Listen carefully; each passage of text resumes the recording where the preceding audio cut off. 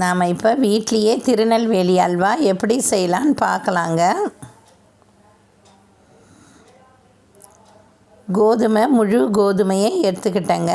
Night ஊற வச்சுட்டேன். 10 மணி நேரம் ஊறணும். நல்லா இது மாதிரி ஊற வச்சுடுங்க. அப்போ தான் அரைக்கிறதுக்கு ஈஸியாக இருக்கும்.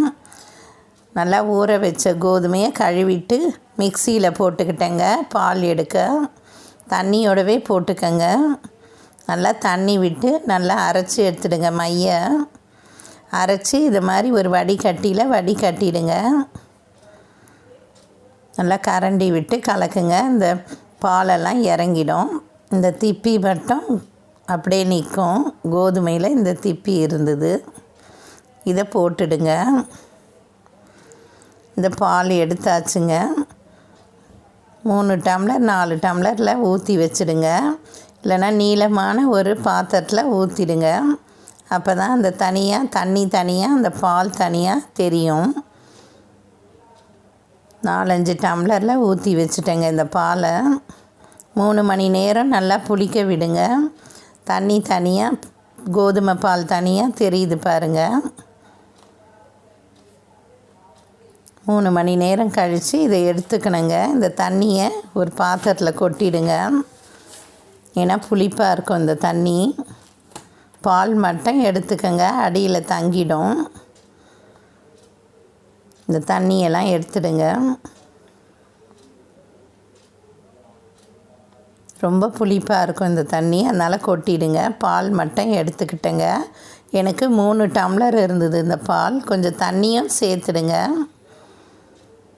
நல்லா கலக்கிக்கங்க. இதுதான் கோதுமை பால். சர்க்கரை 250 கிராம் எடுத்துக்கிட்டேங்க. முந்திரி பருப்பு வேண்டும்னா போடுங்க, இல்லைன்னா வேண்டாம். நெய் 250 கிராம் எடுத்துக்கணும். ஃபஸ்ட்டு நம்ம கேரமல் செய்யலாங்க. ஒரு அடி கனமான பாத்திரத்தை அடுப்பில் வச்சுக்கோங்க. வெறும் சர்க்கரை ஒரு 5-6 ஸ்பூன் போட்டுக்கிட்டேங்க. சில ட்ராப்ஸ் மட்டும் விடுங்க. சர்க்கரை நல்லா கரைஞ்சி சிறுவ வைங்க. தீயை இந்த மாதிரி கொதிக்கும் பாருங்கள்.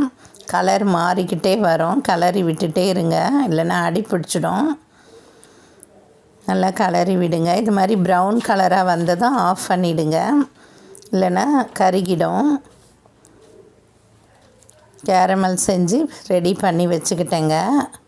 அடுத்தது ஒரு அகலமான நான்ஸ்டிக் பாத்திரம் வச்சுக்கிட்டேங்க. ஃப்ரை பேன் எடுத்துக்கிட்டேன் நான்.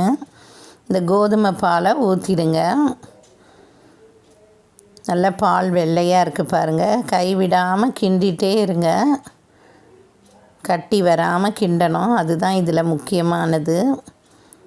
கஞ்சி மாதிரி வந்துடுச்சு முதல்ல. அந்த ஸ்டேஜில் கொஞ்சம் நெய் விட்டுக்கங்க.